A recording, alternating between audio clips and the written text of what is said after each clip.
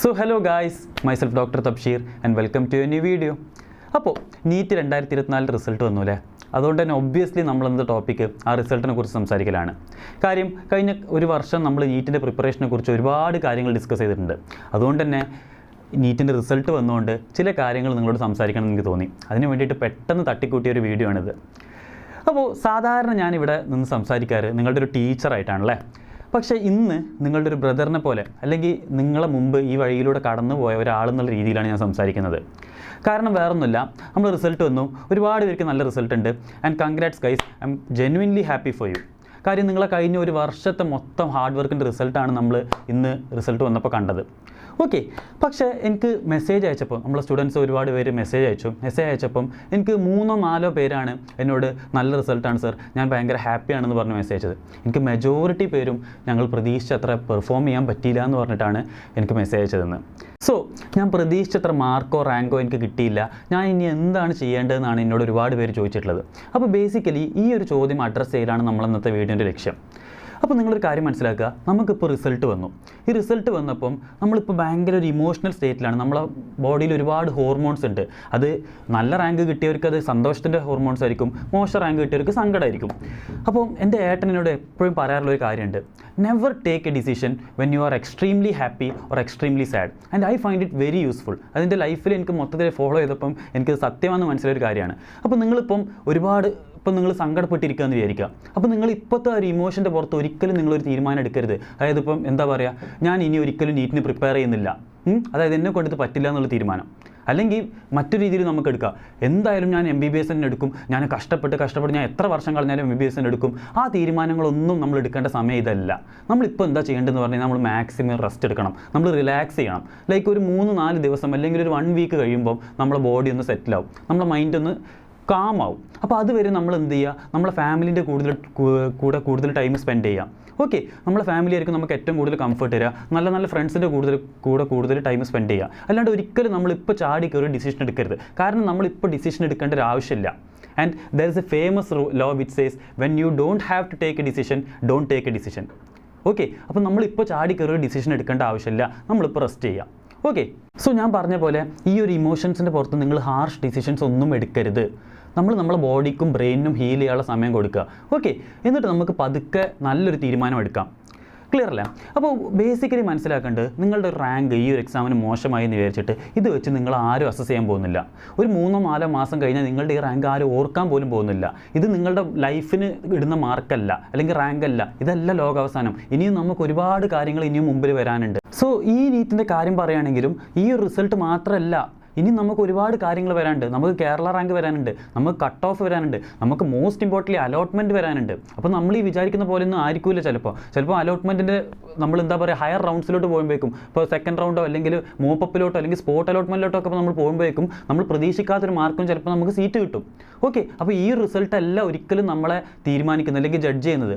പിന്നെ വേറൊരു കാര്യം പറയുകയാണെങ്കിൽ, ഇപ്പം എൻ്റെ ലൈഫിൽ ഞാൻ മോശമാണെന്ന് വിചാരിച്ച ഇൻസിഡൻസ് പലതും പിന്നീട് ആലോചിക്കുമ്പോൾ എനിക്കത് ഭയങ്കര നന്നായി തോന്നിയിട്ടുണ്ട്. ഫോർ എക്സാമ്പിൾ ഞാനൊരു കാര്യം പറഞ്ഞുതരാം. എനിക്ക് എൻട്രൻസ് കിട്ടിയ സമയം എനിക്ക് എയിംസിലോട്ട് പോകാനായിരുന്നു താല്പര്യം. എനിക്ക് എയിംസ് ഡൽഹി കിട്ടില്ലായിരുന്നു. പക്ഷേ അന്ന് എയിംസ് ഡൽഹി കഴിഞ്ഞാൽ തൊട്ടടുത്തുള്ളത് എയിംസ് ഭോപ്പാലാണ്. എയിംസ് ഭോപ്പാൽ കിട്ടുമായിരുന്നു. അപ്പോൾ എനിക്ക് എയിംസിൽ പഠിക്കണമെന്ന് ഭയങ്കര ആഗ്രഹം ഉണ്ടായിരുന്നു.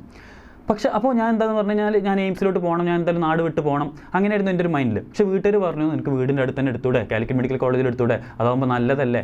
പക്ഷേ എനിക്ക് എയിംസിലോട്ട് പോകണം. എന്തുകൊണ്ട് ഞാൻ ഉദ്ദേശിക്കുന്നത് എയിംസ് ബെറ്റർ ആണെന്നോ കാലിക്കറ്റ് മെഡിക്കൽ കോളേജ് ബെറ്റർ ആണെന്നോ ഒന്നുമല്ല, ഇതെൻ്റെ പേഴ്സണൽ ചോയ്സ് മാത്രമാണ്. അപ്പോൾ അന്ന് എൻ്റെ വീട്ടുകാർ പറഞ്ഞു, എന്താ പറയുക, എയിംസിൻ്റെ കൗൺസിലിങ്ങിന് പോകണ്ടെന്ന് പറഞ്ഞു.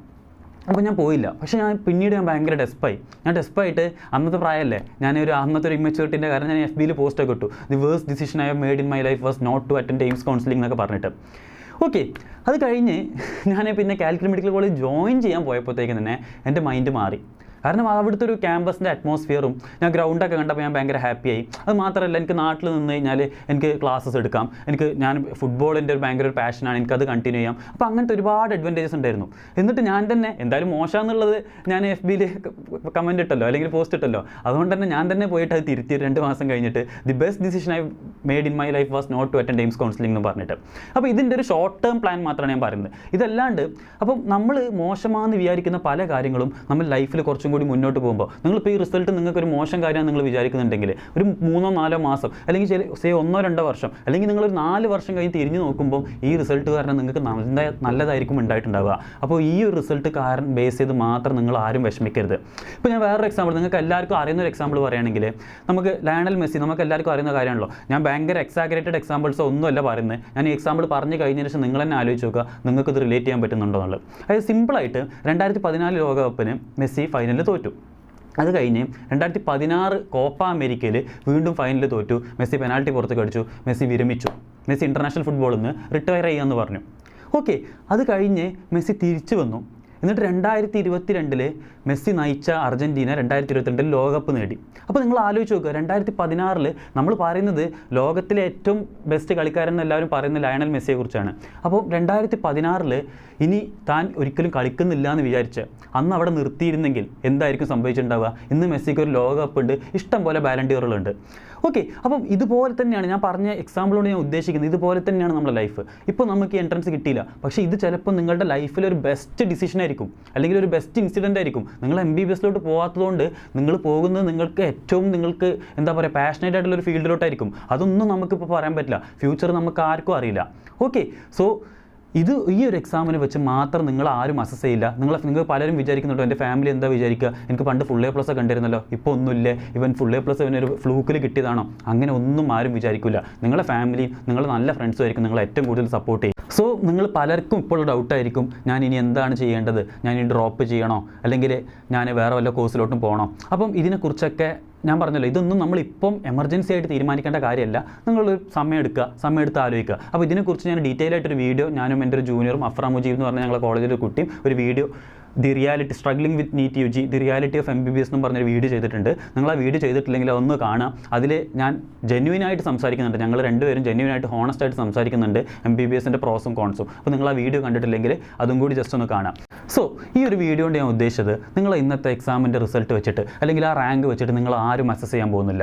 ഇതല്ല നമ്മുടെ ജീവിതത്തിൻ്റെ അവസാനം. നമ്മളെ മുമ്പ് ഇനിയും ഒരുപാട് ഓപ്പർച്യൂണിറ്റീസ് തുറന്ന് കിടക്കുന്നുണ്ട്. അത് ഇനി നമ്മൾ ഡ്രോപ്പ് ചെയ്യാനാണ്, അതായത് നമ്മൾ MBBSലോട്ടാണ് വരുന്നത്, നീറ്റിലോട്ടാണ് വരുന്നെങ്കിലും അല്ലെങ്കിലും നമ്മളെ മുമ്പിൽ ഒരുപാട് നല്ല നല്ല കോഴ്സസ് ഉണ്ട്. ഞാൻ പറഞ്ഞ പോലെ ചിലപ്പോൾ ഒരു 4 വർഷം കഴിഞ്ഞിട്ട് നിങ്ങൾ ആലോചിക്കും അന്ന് എനിക്ക് നീറ്റ് കിട്ടാഞ്ഞത് എത്ര നന്നായി എന്നുള്ളത്. എൻ്റെ ലൈഫിലെ പല ഡിസിഷൻസും പല ഇൻസിഡൻസും അങ്ങനെ ഉണ്ടായിട്ടുണ്ട്.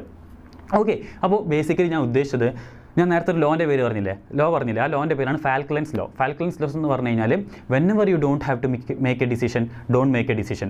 ഓക്കെ, അപ്പോൾ ഇപ്പോഴത്തെ ഒരു ഇമോഷൻസിൻ്റെ പുറത്ത് അത് നിങ്ങൾ ഏത് കോളേജ് സെലക്ട് ചെയ്യണമെന്നുള്ള, എൻട്രൻസ് കിട്ടിയവർ ഏത് കോളേജ് സെലക്ട് ചെയ്യണമെന്നാണെങ്കിലും അല്ലെങ്കിൽ കിട്ടാത്തവർ നമ്മൾ എന്താണ് ഇനി ചെയ്യേണ്ടതെന്നുള്ള കാര്യം ഒന്നും നമ്മളിപ്പോൾ ചാടി കയറി തീരുമാനിക്കേണ്ട ആവശ്യമില്ല. അതിന് നമുക്ക് ഫ്യൂ വീക്സ് ഇനിയും സമയമുണ്ട്. അപ്പോൾ സമയമെടുത്ത് ആലോചിച്ച് നല്ലൊരു തീരുമാനം എടുക്കുക. And if you need any help from my side I will be more than happy to help. നിങ്ങൾക്ക് എന്ത് ഡൗട്ട്സ് ഉണ്ടെങ്കിലും നമുക്ക് ഈ വീഡിയോൻ്റെ അടിയിൽ കമൻ്റ് ആയിട്ടോ ഇൻസ്റ്റാഗ്രാമിലോ ടെലിഗ്രാമിലോ എങ്ങനെയാണെന്ന് വെച്ചാൽ നിങ്ങൾക്ക് എന്നെ കോൺടാക്ട് ചെയ്യാം. I will be more than happy to help.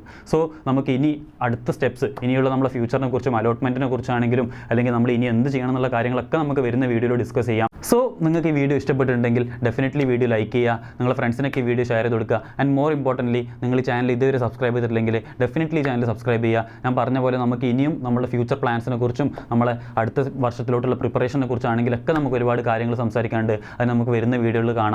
Till then bye.